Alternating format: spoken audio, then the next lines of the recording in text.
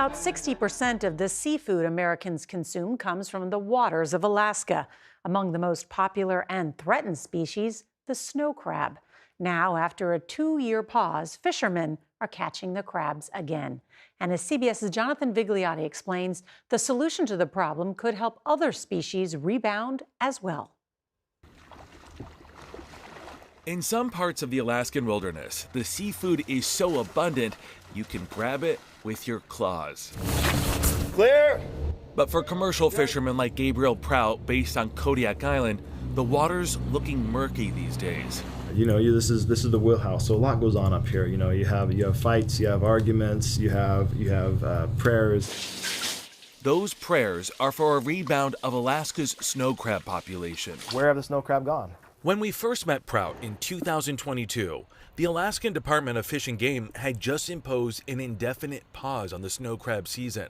10 billion snow crabs, 90% of the species, had mysteriously vanished. Here we are 2 years later, a lot of uncertainty. How has it been? It's been extremely difficult. There's not a lot you can do. These boats are specifically designed to go out and catch crab. So we're over $4 million in debt. 4 million. Correct. On a good day, you'd have at least 200 crab in here. Biologists blame the rapid decline of snow crab on a 2018 climate-fueled heat wave. This is actually kind of a small one. Now, 6 years on, Ben Daly with the Alaska Department of Fish and Game is developing tracking devices to monitor snow crab and identify healthy populations for sustainable harvesting.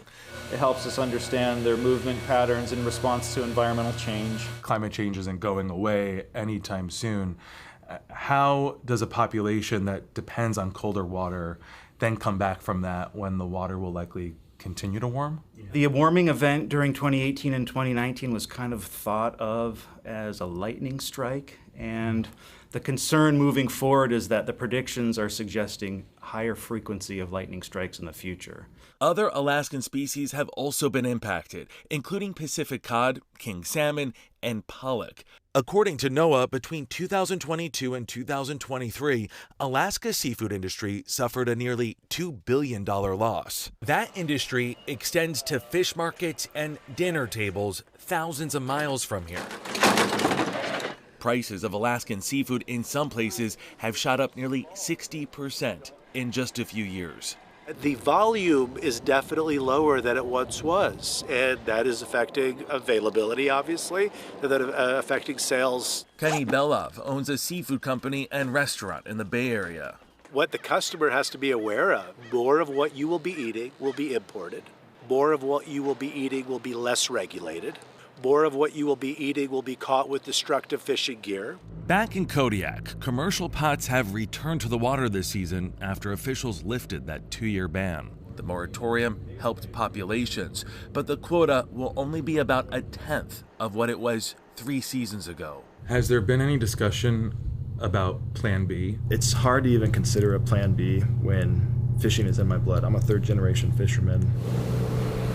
For now, it's a modest lifeline for fishermen who find themselves drifting deeper into the unknown. For Eye on America, I'm Jonathan Vigliotti, Kodiak, Alaska.